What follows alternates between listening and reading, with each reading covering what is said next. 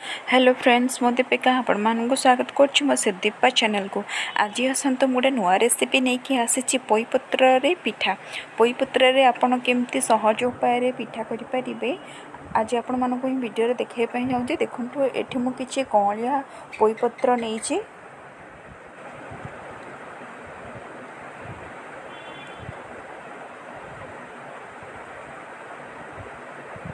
देखो ये मुझे कौन करी ना आपको भल भाव धोईदेवी।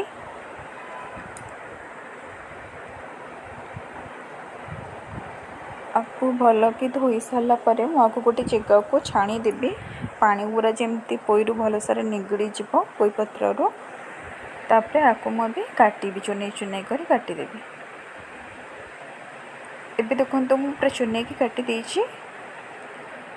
एठी मुझे गोटे साधा बाउल नहीं साधा बाउल से जो पोईपत्र कटाटा को आधे रखी।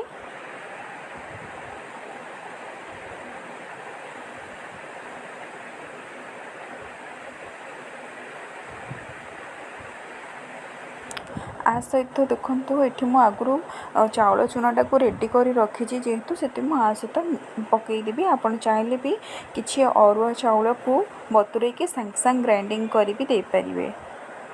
ये देखो मुझे अरुआ चाउल चूना देछि।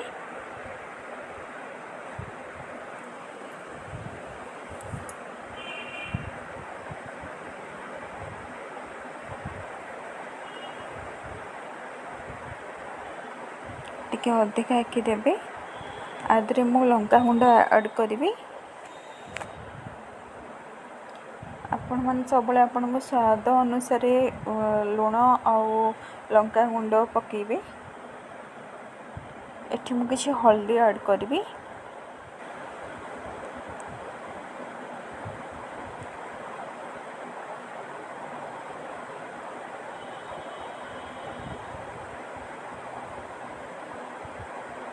सहित टिके लुण देवी स्वाद अनुसार। एठी मु अदाटा को भल भाव छेची देछि।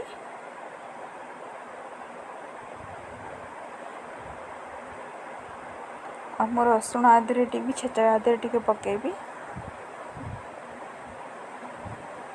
आपको मैं भल भाव मिक्स करदेवी। आपको एमती भल भाव मिक्स करी चारिआडे चाउल चूनाटा आ मसला गुंड हरिका सबड़े मिक्स हो जाऊ। एबे देखंतु मु भल भाव ताको मिक्स कर सारे। आपको 5-10 मिनट बाहर रखीदे। एबे मु गोटे खाली गैस रे गोटे खाली तावा बसैबी। देखंतु आदरे मु किछि तेल देबी। एबे मु कौन करी ना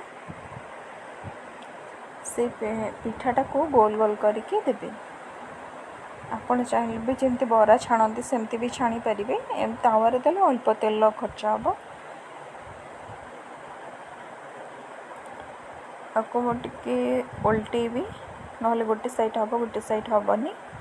जिते भल के भाजी हो से मुझे काढ़ी आपको सब उल्टे देवी।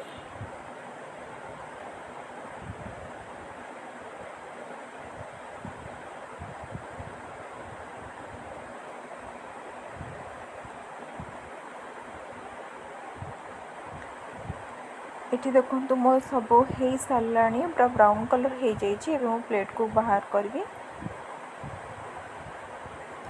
5 मिनट ये रेडी हो। आपड़ चाहिए भी निश्चय घर बन देखु किसी भी आधे किसी बाहर जिनस आर्ट ना घर उपाय आपण मैंने करें। एमती मो नुआ नुआ वीडियो देखापी लाइक करते सब्सक्राइब। Thank you.